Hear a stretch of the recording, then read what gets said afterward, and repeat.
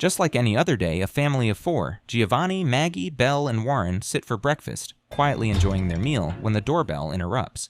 Giovanni Manzoni gets up to check, but through the peephole comes an unexpected blast. The door explodes, knocking him unconscious. Belle rushes to him, but he's unresponsive. A gunman storms in, shooting Belle first, then Warren, and lastly Maggie. He then opens his briefcase, pulls out a pickaxe, and smashes fingers. However, none of this is real. The Manzonis are a notorious Mafia clan relocated to Normandy, France, under witness protection.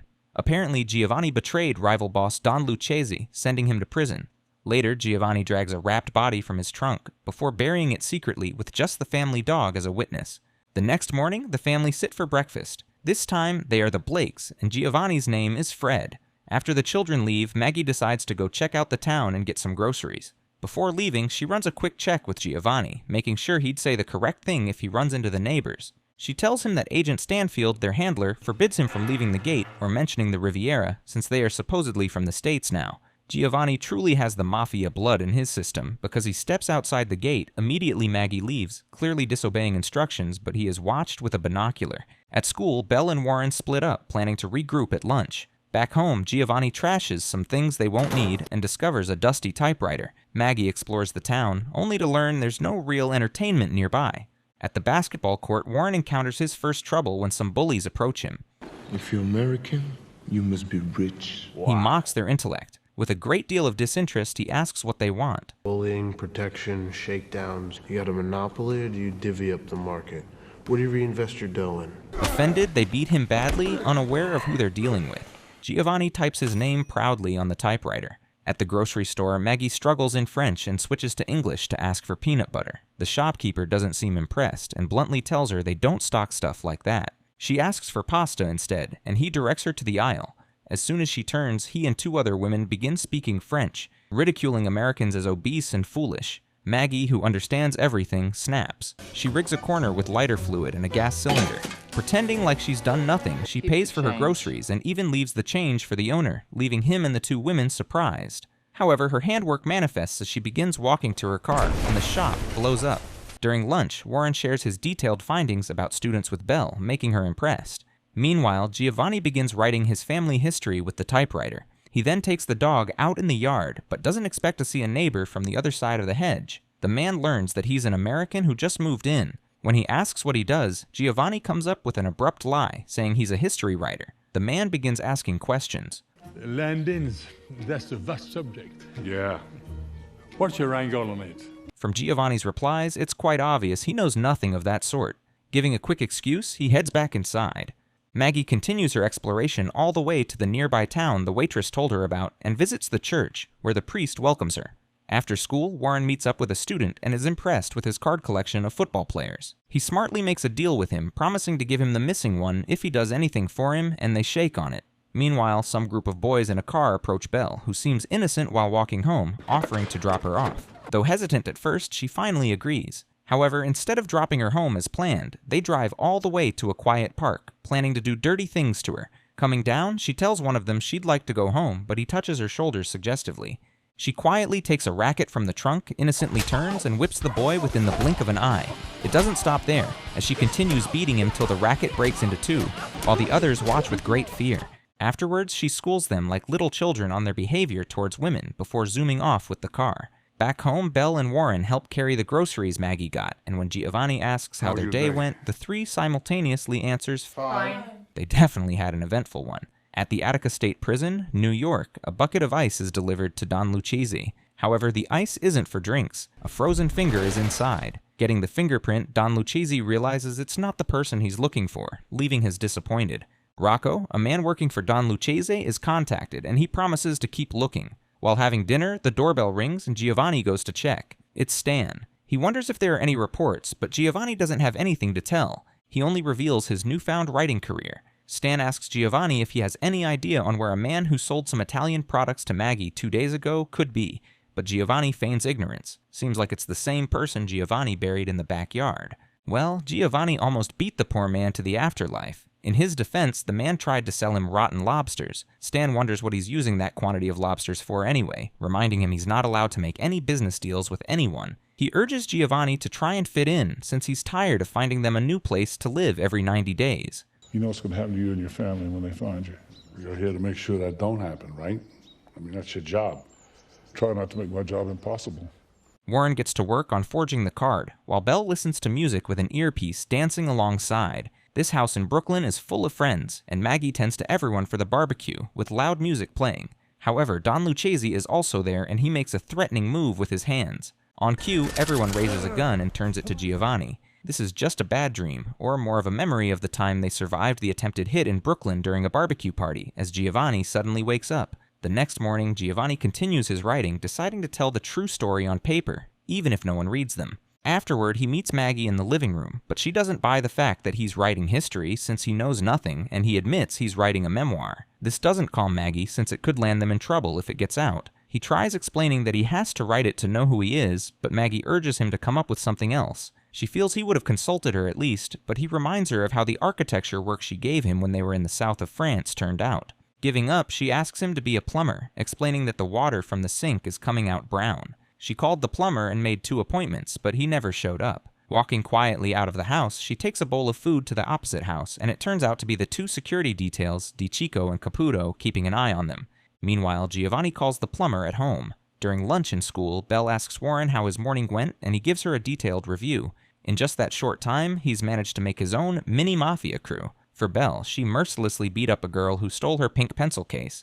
Just day 2, and all these dramas already. Just then, she notices Henri, a college student replacing a teacher who's on maternity leave. Warren tells her who he is, sharing he's obsessed about math and is studying for a tough exam. How Warren manages to know such information is really a mystery. Seems Belle has fallen head over heels as she stares at Henri, admitting she's captivated with his eyes.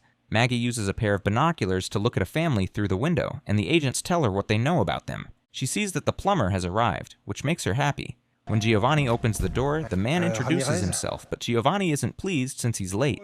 After looking at the pipes, the man concludes they are old and tries scamming Giovanni to renovate everything. You call my wife. You pay 50% up front, and you make a new appointment. You know, we're a family of plumbers. When he asks Giovanni about his own line of work, Giovanni decides to show him and retrieves a baseball bat. Well, it's quite obvious what his intentions are. Still looking, Maggie sees Giovanni carrying out the now unconscious plumber. She manages to distract the agents so they don't notice Giovanni and his activities. He places the plumber inside the van and drives off successfully. Belle approaches Henry afterwards, asking for private lessons in math, though her true intentions aren't just about math lessons. Meanwhile, Warren, with the help of his new friends, successfully lures the bullies across town and ambushes them, beating them mercilessly. At the hospital, the plumber is now bandaged up from head to toe, with a leg and hand suspended. The doctor is beyond confused on how he managed to break his legs in such manner by falling down the stairs, according to what Giovanni has told him. This man has as many fractures as a man who might have fallen from the 6th floor. Rocco shows a family a picture of Giovanni, and the mother recognizes him as a friend of her husband, although she doesn't know where he is, as well as her husband. The sons become suspicious about his intentions with the case and ask to see his badge, but this doesn't end well. Giovanni continues his novel, giving 10 reasons why he thinks he's a good guy. Well, reasons good enough for just Giovanni himself. Later that evening, Giovanni is surprised to see Maggie with a cigarette, since she quit, but she admits that the prospect of packing and leaving to a new place when they find out he ended the plumber's life is what's making her smoke. He corrects her, sharing he took the plumber to the hospital, and she wonders why he beat him to a pulp. He tries explaining his honorable reasons, but Maggie just wonders who would fix the pipes now. He asks her about the supermarket that got blown up on their first day, making her shut up. Well, like husband, like wife. He assures her he'll take care of the pipes and begins setting the mood for a pleasurable time together. The next day, Maggie asks Belle who Henri is, revealing he called to find out the time for the barbecue Belle invited him to. This makes Belle blush, and she tells her about the lessons. Maggie bluntly asks if she uses condoms, but Belle is appalled, trying to assure Maggie it's just harmless lessons in school. However, Maggie tells her desire has no particular place, using Giovanni as an example. Well, the first time he jumped on me was in church, the very last place I expected to lose my virginity. The woman truly has no filter. Belle feels it would be different for her, and she'll choose the time and place with the love of her life. Warren comes in with drinks for the party, urging Maggie to make good American food for the people instead of doing it French style. People begin trooping in for the barbecue, and Maggie goes outside with the kids to welcome them. Stan calls the agents, saying he'll be there in an hour. Before ending the call, he tells them to join the party since they are neighbors. With the party in full swing, Maggie quietly threatens a woman with kleptomania before greeting other people like she can't hurt a fly. She finds Belle, whispering for her to go get Giovanni so he could start the barbecue, else she'll burn down the place in 10 minutes. Knowing this isn't just an empty threat, Belle does this, but Giovanni is in his feelings about his novel. He apologizes to her for putting them in such a tricky situation, but Belle assures him he's the best dad anyone could ask for. This manages to lift his spirits, and he decides to come outside. Di Chico and Caputo compliment Maggie's cooking, while the Frenchmen subtly mock Giovanni on the way he's making a fire for the barbecue. This doesn't end well for them, as Giovanni teaches each one of them a painful lesson, or what he would love to do to them, because this is just an imagination. Stan pulls him out of it, asking to join him for a drink. Giovanni quickly starts the fire and places the meat on the grill before joining Stan. Stan comments on the success of the party, but Giovanni feels it's missing his guys. Even if he snitched on them, he still considers them family. Afterward, Maggie hands out homemade donuts to the guests as they all leave. Belle is disappointed with Henri's absence, but Maggie comforts her with an embrace. Before leaving, Stan tells Giovanni that another Mafia member has been ratted out, bringing it all back to Giovanni. He feels Giovanni is the first person to set such a good example, and now everyone thinks he's living the best life, hence following his footsteps. At the mayor's office, Giovanni explains the problems with the pipes, but the man doesn't say anything fruitful. Giovanni pulls him and smashes his fingers with the drawers, but this is only an imagination. Giovanni definitely has a colorful imagination. At school, Henri commends Belle for her improvements, and she asks about the details of his exams, though she's not happy when he says he'll go to Paris and find a job if he passes. Next, Giovanni meets up with a man concerning the water, who tells him they are at the end of the chain, so the water is already brown when it reaches them.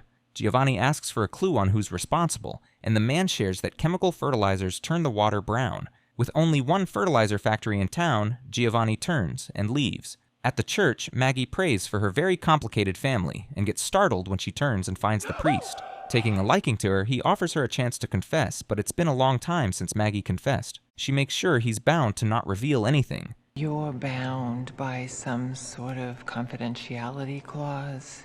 The secrecy of the confessional box. Have no fear. She decides to do it. In class, the English teacher asks Warren about his homework. It's something she gave the class for the last edition of the school newspaper. A short story in English with wordplay and double meanings. He asks for 5 minutes to get her a hard copy and begins working on it. He reminisces on a particular phrase Don Luchesi made when he was little, something that has to do with the words, "God enough for you, it's good enough for me." He writes this down, and it enters the school newspaper. Somehow, the paper manages to travel all the way from Normandy to New York, and that particular page makes its way into Don Luchesi's cell. When Don Luchesi reads this, he instantly remembers the phrase and sees the name Warren Blake on the write-up. Seems Warren has unknowingly outed them. Giovanni pays a visit to the fertilizing company and is taken to see the owner. However, when the man nonchalantly tells him to buy bottled water to ease the brown water problems, Giovanni loses his smile. A soothsayer isn't needed for what happens next. Giovanni has beaten and driven the man through the street while attached by a rope to the trunk. He asks the man one more time how he can get clean water, and he weakly tells him to go to the turbine at the next tank to stop the brown water. Satisfied, Giovanni brings out a knife, but the man fearfully begins begging for the sake of his children. However, Giovanni threatens him to stay quiet, else he'd no longer have any children, before cutting the ropes. As usual, his accomplice, the dog, is present. Arriving back home, Giovanni is surprised to see Stan there, with his papers. When asked what he's been up to, he comes up with a quick lie, saying he was walking the dog. Stan talks about the papers and reads out the really insulting manner in which Giovanni has described him. Giovanni snatches the paper, but Stan threatens to call off the witness protection program if he leaves surveillance again. Giovanni urges him to relax, but Stan tells him he would end up in the other world if the story gets out. Well, Giovanni prefers to end his story rather than the end he's destined for. At school, Belle moves on to the next stage of her plan and successfully seduces Henri into taking her right inside the locked office. Later during dinner, Belle jumps out of the table at the ring of the phone, leaving Giovanni confused. Maggie explains it's probably her school crush, but being an overprotective dad, Giovanni still doesn't like the idea. However, it's not Henri, and Belle comes back disappointed, telling Giovanni the call is for him. It's the English teacher, and he invites Giovanni to the Cholong Film Society, where they meet once a month to watch and debate a film. Since Giovanni is supposedly an American writer, the teacher feels he has a perfect American classic, Some Came Running, they could revisit. Giovanni promises to think about it before ending the call. The phone rings immediately and Daichiko, who's heard the conversation, asks him about it, but Giovanni only tells him to play the tape to Stan and let him call, before dropping the phone. Later that night, Stan comes by, obviously not okay with the invite. By some miracle, Giovanni manages to convince him otherwise, and even tells him he'll be coming along. In prison, Fat Willie pays a visit to Don Luchesi, who shows him the location of Giovanni and his family, instructing him to go and make them pay. Warren is taken in for a meeting with the school board, and the principal lists the various complaints they've gotten about him so far. But Warren only asks for a lawyer, leaving them in disbelief. Daichiko continues watching Giovanni, who's just sitting at his desk. Well, or so he thinks, because it's only a prop with a hat there. Giovanni has gone to the fertilizer pumps to set up a bomb, and quietly leaves without being detected. That evening, Belle receives her first heartbreak when Henri calls on the phone. He describes their time together as a fabulous moment, hinting that he's not ready for a relationship. This leaves Belle in tears. Love was the only thing that could take me away from my crazy life. It was my only hope, and you crushed it. Daichiko and Caputo, listening in on the conversation, are also not impressed with Henri. Giovanni comes back home, and they realize that he hasn't been there all this time. Later that evening, Stan comes by, and as soon as Giovanni opens the door, he threatens to lock him in for a year if he says one word out of line at the debate. Giovanni urges him to relax, and they both leave together. Maggie goes back to the church and finds the priest at the back. However, he isn't pleased to see her, having been deeply traumatized by her confession. He harshly bans her from the church so she doesn't taint the holy place with the evil of her family and herself. Your family is the incarnation of evil, and your life is a never-ending pact with the devil. Leave this holy place for the love of God. So much for confession. At the theater, Giovanni urges Stan to relax, looking at the situation as their first ever boys' hangout in their 9 to 10 years of friendship. Stan wonders how they can have a friendship when he hates him, but Giovanni tells him it works fine. Giving his best friends, he ended as an example. Before Stan can worry himself to death, Giovanni assures him he's joking. The English teacher comes up on stage, announcing that they've been sent the wrong film. However, they've received another American film, and ask Giovanni for the honor of staying. He agrees, and the curtain parts for the beginning of the movie. When Stan realizes it's Goodfellas, a gangster movie, he tries getting Giovanni to leave, but Giovanni feels they'll draw attention to themselves if they leave abruptly, urging him to relax. The film starts playing, with Stan frowning heavily while Giovanni has a huge smile on his face. Back home, Warren begins packing up his belongings and also takes some of Giovanni's watches. Belle hears noises and goes to check it out. However, they both get startled when they run into each other. Warren admits he's going to Paris, having run into problems at school. Got into some trouble at school. I don't want the feds blaming you guys for what I did. He's going to start his own Mafia clan at 14. When he shows Belle the fake ID he's made, she's beyond impressed. He notices she has on Maggie's pearls, and she reveals she's going to be with the man she loves. They hug warmly, expressing their love for each other. The debate begins after the film ends, and Giovanni is invited to the stage. Despite Stan's warnings, Giovanni begins talking about a kid who turned gangster. Of course, the said kid is no other than himself. At the train station, Warren sees the hitmen coming down, and he quickly ducks his head before they can recognize him. Seeing them leave, he quickly goes to a phone booth and calls the house, but no one answers. Maggie comes back and answers at the last minute, but Warren has already left the phone booth. Giovanni still goes on with his story at the theater, making Stan call Daichiko to get Maggie and the kids. They need to go to Plan B since Giovanni has lost control. Meanwhile, Belle, who's standing high on the roof of a building, calls Henri one last time, proclaiming her love. However, she notices a car arriving and the hitmen come out. They enter the station, shooting down the officers there before accessing the system. Belle notices what has happened and ends the call with Henri, abandoning her suicide mission as she runs off. The hitmen arrive at a firehouse, and just before the attendant can sound the alarm, he is met with a gun to his face. Next, the tires of the fire trucks are destroyed. While packing up, Daichiko and Caputo hear a knock on the door, making them alert. However, it's just Maggie, and she reveals the kids aren't home. They tell her Stan has activated the emergency plan, and they're all leaving tonight. The hitmen gather for a detailed plan, but just as it clocks midnight, an explosion blows out, shaking the town. While driving back, Stan tries calling the station, but doesn't connect. He threatens to lock Giovanni away if he finds out he had anything to do with the explosion, but Giovanni reminds him they were together the whole night. That's the problem, your alibi's too good. Well, Giovanni actually planned it that way. Maggie sees that Giovanni has returned and decides to go look for the kids. The agents stop her as they receive a call from Stan, who instructs them to get the whole family in the house since he's going to the station. Giovanni only finds the dog at home and checks out the state of the water. Meanwhile, the hitmen are already in the streets trying to find the house. Maggie asks for 5 minutes to go find the kids, and they finally agree. When she steps outside, she is beyond terrified to see the hitmen on the streets and quietly goes back in undetected. She tells the agents what she's seen, making them way more alert. Stan arrives at the station and is shocked to see the chaos there. Driving back, he calls DiCicco, telling him it's a cleanup operation and to get the family out. DiCicco tells him the update about the family's various locations. Meanwhile, Giovanni smiles when the water turns clear, but the dog begins barking, alerting him to danger. Looking through the window, Maggie realizes the men are about to blow up the house and begins calling Giovanni on the phone, but he doesn't pick up. In a matter of seconds, the house is blown up, making Maggie scream in pain. Caputo quickly covers her mouth so they don't draw attention, while Stan sees the fire in front. A neighbor comes out to check what happened, but is coldly shot down by one of the men. DiCicco instructs Maggie to go out the back and wait for his signal before coming out. Luckily, Giovanni survives the blast. The hitmen enter the compound, but just as the door is open, they are greeted by Giovanni with a series of gunfire, which ends some of them. Maggie yells out from her spot out of fear, drawing the others' attention. Bernie, one of the hitmen, begins heading her way while another neighbor is shot down. Unfortunately, Maggie is found. Meanwhile, Giovanni attacks one guy by the van. Bell picks up a gun from another van and also sees Warren. Instead of one, he picks up 2 guns. Meanwhile, Bernie prepares to defile Maggie, since it's the rule, before he would have to end her. Thankfully, Giovanni appears by the corner, signaling her to be quiet. But just as one tries shooting the dog who's hurt by the explosion, Bell shoots the man down, and simultaneously Giovanni attacks Bernie. The others begin firing back, and Bell takes cover, while Warren also joins in the gunfight. The dog also partakes, savagely tearing into the man next to him, while Warren takes another down. Unfortunately, Warren and Bell's clips get exhausted. Another jumps in, running towards Warren with 2 knives, but at the last minute he manages to take out a machine gun from the van and shoot the man. The force also knocks him out, and Bell runs to pick him up. Unfortunately, Rocco points a gun at her, making her drop Warren. Thankfully, the gun is empty when he shoots, and Bell uses that means to escape, but he follows her. Giovanni continues struggling with Bernie, and Maggie gets a hold of a knife, plunging it deep inside Bernie's chest. Simultaneously, Rocco is run over by Stan's car just as he almost reaches Bell.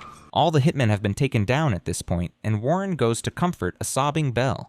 Afterward, the family leave the town as planned, going somewhere else to start a new life. Giovanni is unfazed about the whole attack, feeling like he had a good day, all things considered. His family is more together than ever. The water isn't brown anymore, and he got a standing ovation at the Film Society. The only thing making him angry is the fact that he has to rewrite his book, and how they'll have to change their names again. If you've made it to the end, hit the like button, comment, and share. Don't forget to subscribe so you don't miss the next recap.